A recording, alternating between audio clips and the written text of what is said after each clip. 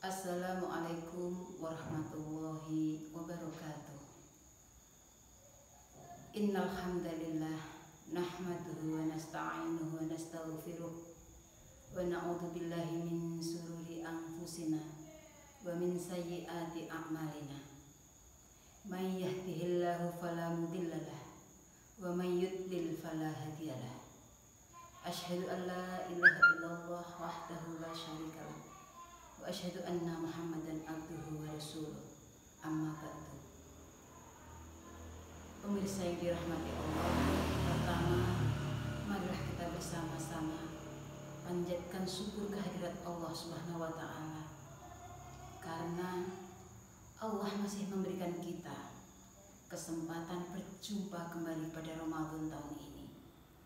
Allah memberikan rahmat-Nya, memberikan kasih sayang-Nya, sehingga kita masih bisa bertemu dengan Ramadan tahun ini. Wajib kita bersyukur, biqaulina alhamdulillahirabbil alamin.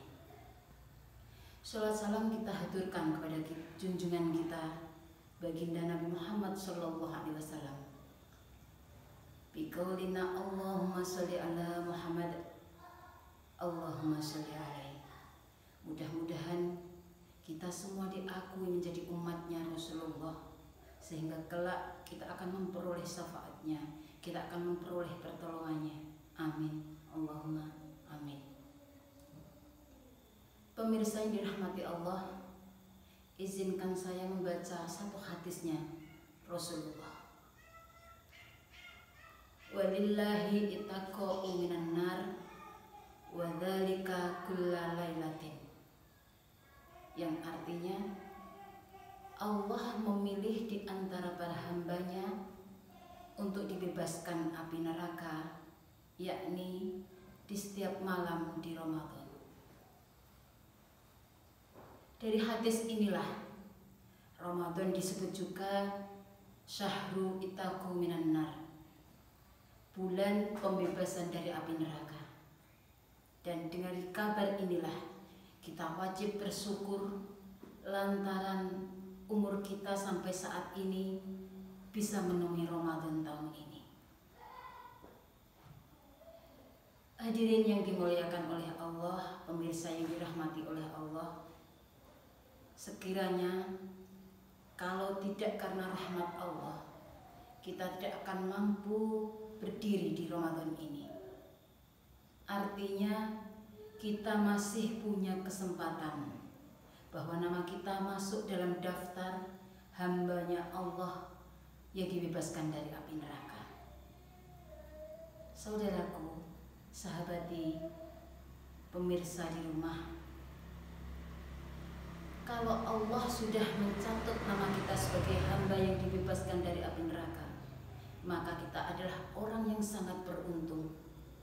Karena meskipun umur kita masih panjang, meskipun masih kita berpotensi untuk melakukan kesalahan, kemaksiatan lagi, tetapi akhirnya Allah bisa menjamin kita dari bebas api neraka.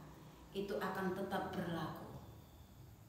Meskipun akan terjadi di sana fitnah bersilih ganti, tetapi kalau Allah sudah menjamin kita dari bebas dari api neraka, kita akan dipermudah oleh Allah untuk melakukan taubat.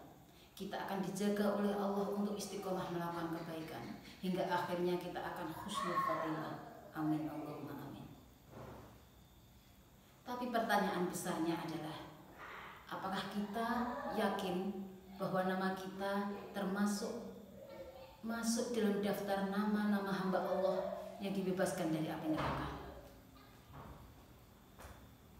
Saudaraku yang dirahmati Allah, pemirsa di rumah yang dirahmati Allah, maka pertanyaan ini perlu kita renungkan.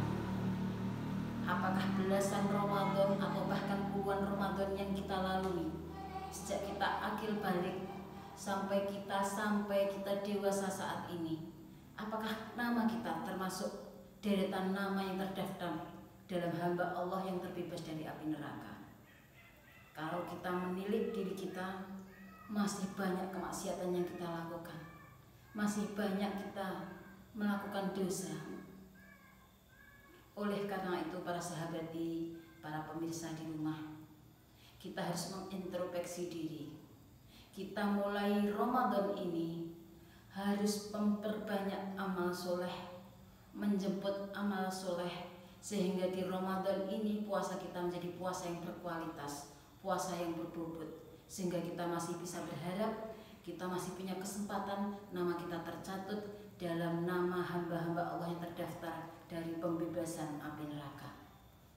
Oleh karena itu kita mesti tahu, kita mesti menjauhi hal-hal yang membatalkan puasa dan hal-hal yang merusak pahala puasa kita.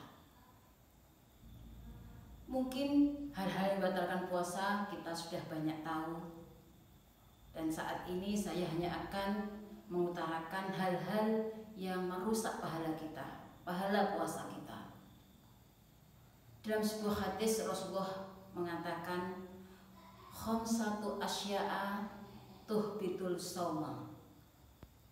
Ada 5 perkara yang bisa merusak pahala puasa kita. Kata Rasulullah, 5 perkara ini yang akan menghapus pahala puasa kita. Yang pertama adalah wal kadhibu, yaitu bohong. Bohong adalah mengucapkan sesuatu yang tidak sebenarnya. Kita mungkin sering melakukan kebohongan, meskipun itu guruan atau serius, meskipun sadar atau tidak sadar. Tetapi untuk saat ini, di Ramadan ini, kita harus benar-benar menjauhi. Karena jika sepeser pun kita berbohong, sekecil apapun kita berbohong, maka pahala puasa kita akan hilang. Oleh sebab itu, harus kita jauhi benar-benar. Yang kedua adalah, kata Rasulullah, yang bisa merusak pahala puasa kita adalah wal ghibatu, yaitu menjelekkan orang lain di belakangnya, mengomongkan orang lain di belakangnya.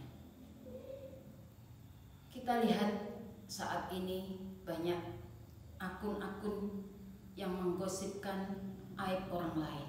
Kita lihat berita-berita di TV, banyak konten-konten yang berbau gosip,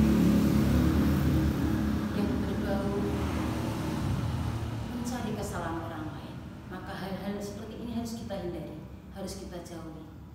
Karena hal-hal semacam ini akan merusak pahala puasa kita. Yang nomor 3 yang merusak pahala puasa kita yaitu wan namimatu, yaitu mengadu domba.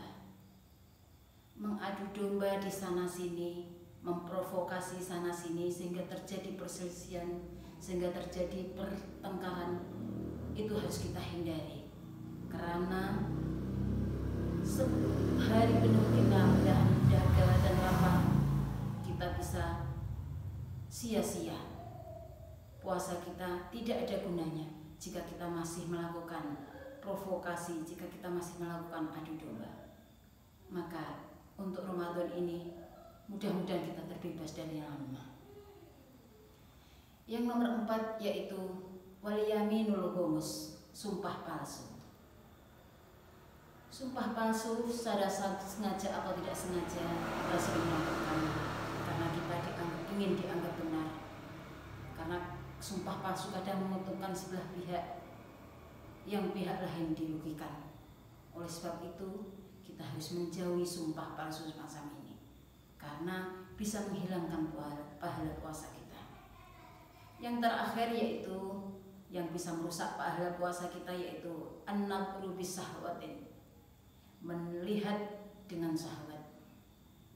Melihat dengan syahwat tidak harus kita jalan di tengah jalan, tidak harus kita bertatap muka, tetapi ketika kita melihat berselancar sesuatu baik di TikTok, di Instagram, di Twitter, kalau kita melihat hal-hal yang diharamkan, kalau kita melihat hal-hal yang menimbulkan syahwat, maka puasa kita akan sia-sia, pahalanya kita akan hilang karena kita melihat hal-hal yang tidak dibolehkan, tidak dibenarkan dalam syariat.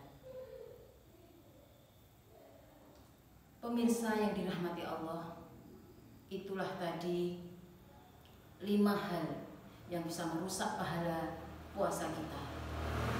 Mari kita jauhi dan kita hindari, sehingga di Ramadan ini kita benar-benar mempunyai puasa yang berkualitas, mempunyai puasa yang berbobot, sehingga kita punya harapan, punya kesempatan untuk menjadi nama kita tercatut dalam hadisnya Rasulullah, yaitu termasuk hamba-hamba yang itaqa'u minan nar, bebas dari api neraka. Ramadan tinggal beberapa malam lagi. Mari kita gunakan kesempatan ini dengan bersungguh-sungguh dalam menjalankan amal soleh, dalam mengejar amal soleh. Sampai ke penghujung Ramadan kita akan terus-menerus, jangan lelah, karena akhirat hanyalah untuk orang yang berlelah-lelah di dunia. Mungkin itu saja yang bisa saya sampaikan. Mohon maaf atas segala kekhilafan, kesalahan kata. Selamat bertemu di penghujung Ramadan, dan mudah-mudahan Allah memberikan umur kita lagi di Ramadan berikutnya. Al-afu minkum wallahu muwaffiq ila aqwamit thoriq. Wassalamualaikum warahmatullahi wabarakatuh. 11 menit.